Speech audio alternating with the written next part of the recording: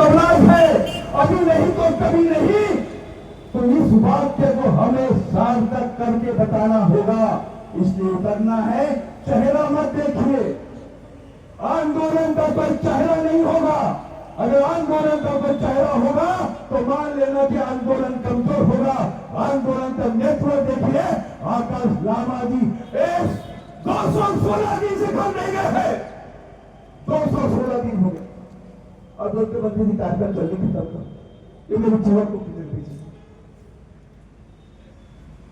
216 दिन से गए नहीं। ये पीछे बैठे हुए मेरे ख्याल कर रहे हैं कि आप लोगों को घर जाना है, खाना बनाना है, रोटी का फिक्र है, कपड़े का फिक्र है, मकान का फिक्र है। 216 दिन से घर नहीं गए। जाएंगे जल्दी कदम करके और तुम सबका मंगल करना है क्या? अगर आप पे श्रवण करने की शक्ति निर्माण हो गई, आप पे सुनने की शक्ति निर्माण हो गई, तो महाबोधि महाव्याध मुक्त हो सकता है। आकाश लामा जी घोषणा करने वाले, ये कितना सुंदर कार्यक्रम है कि नहीं है? ये कार्यक्रम नहीं है, ये कार्य है। आकाश लामा जी ने कहा था कि भंते जी कमरे में हम बात नहीं करेंगे, सार्वजनिक तौर पर बात करेंगे। चंद्र कीर्ति भंते जी को जानते हो आप? वो कौन है? वो बाज है। इनकी तेज नजर है। जब हमने अनागरिक भंगपाल जयंती मनाने की जब चर्चा कर रहे थे तो डॉक्टर चंद्र कीर्ति भंते जी शिकारी के बाद शपथ कर अपने शिकार को पकड़ता, पैसे पकड़ के चंद्र कीर्ति भंते जी ने अनागरिक भंगपाल जयंती को नागपुर में ला कर दिया है। आपके बीच में लाकर के वो काम चंद्र कीर्ति भंते जी ने किया। वो नागपुर का दौरा बढ़ाने का काम चंद्र कीर्ति भंते जी ने किया। नागपुर चतरा भूमि है कि दिशा भूमि बताइए, कौन सी भूमि है? चतरा भूमि है कि दिशा भूमि है? चतरा भूमि, दीक्षा भूमि नहीं है। अरे बाबा साहब अम्बेडकर ने नागपुर को नाथभूमि को दीक्षा भूमि बनाया है और आप लोगों ने इसे चतरा भूमि बना दिया है।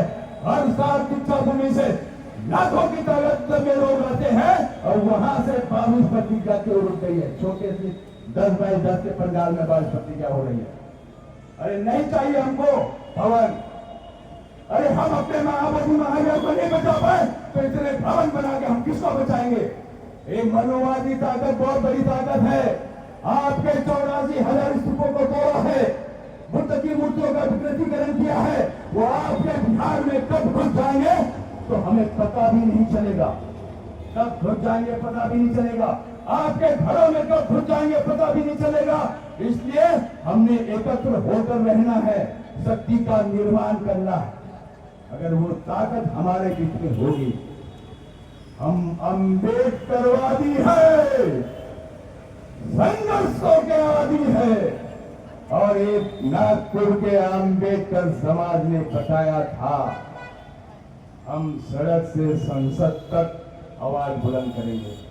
दीक्षा भूमि को बचाने का काम ने आपने किया है।